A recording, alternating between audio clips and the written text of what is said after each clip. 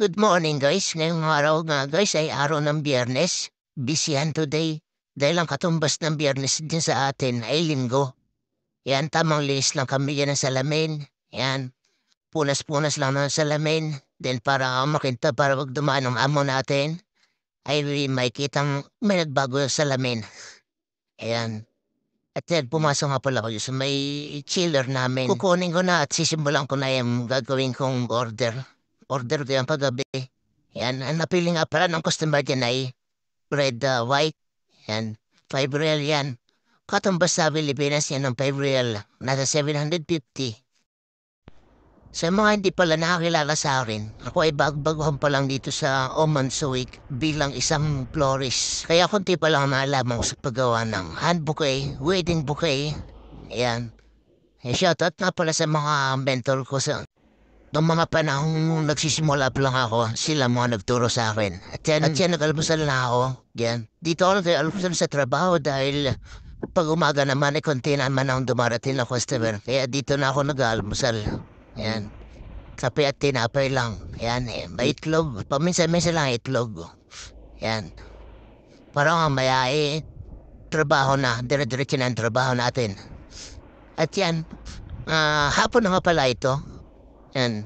Pinapidyo sa akin ng aming umani. Dahil late daw siya makakarating. Makakapasok. Kaya pinabidyo niya sa akin. Yan ang mga ginawa naming reservation ngayong araw na to. Yan. Tingin tatlong reservation. Yan. Sa reservation na yan ay bulaklak lang ang ginawa namin dyan. Yung mga item na yan ay galing sa labas. At yan, nabilis ng oras, mag-uwi na naman. Bali, naglinis nga pala ako muna dyan ng bulaklak. Para bukas eh, malaki na ang buka ng mga bulaklak, mga rose. Yan nga pala ginagamit namin panalinis yan. Pantagalan tinik para hindi tayo masugat. Yan. Malinis lang dyan kasi mag-uwi na. Yan. Yes, umani namin, nagko-compute na. Kung magkano yung nabenta namin sa isang araw.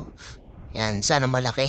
At yan, may pumasok nga pala isang customer. Magre-receive lang siya ng regalo sa kanya. Pagkatapos yan ay punta kami sa magkatabi shop namin ng mga bentahan ng harilo. Yan, nag-window shopping kami. Kasi sale sila ngayon. Tamang tingin lang kung anong mura. Siyempre, wala pa tayong budget next time na. Susunod na lang. Ipon-ipon muna. At yan, pagkatapos nga namin punta sa may relohan, nagpagupit na ako. Yan, dito sa mga Pakistani. Yan. Pwede papagupit nga pala ako dito dahil hindi ko na sinasabi kung anong gupit. Pinapakita ko na lang yung picture na gusto ko dahil pihira sa kanila nakakaintindi ng English. Kaya pinapakita ko na lang para mabilis ang transaction. Yan. Pinidyoan ko na yung loob. Yun nga pala yung barbershop nila. Naka-kwarto.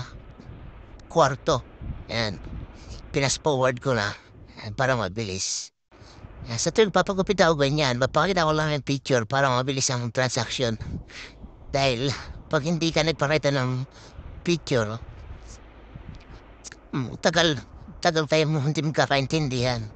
Kaya ranas ko na yun. Kaya papagupit ako, ganun lang. Yan ang bait nga pala dyan ay 1 real. Katumba sa atin 145. Yan. Nagbayad na nga pala ako dyan. Dahil wala akong buo. Binayad ko tigo 100 ba isa? 10 100 ba isa? Yan. Katapos yan ay uwi na ako yan.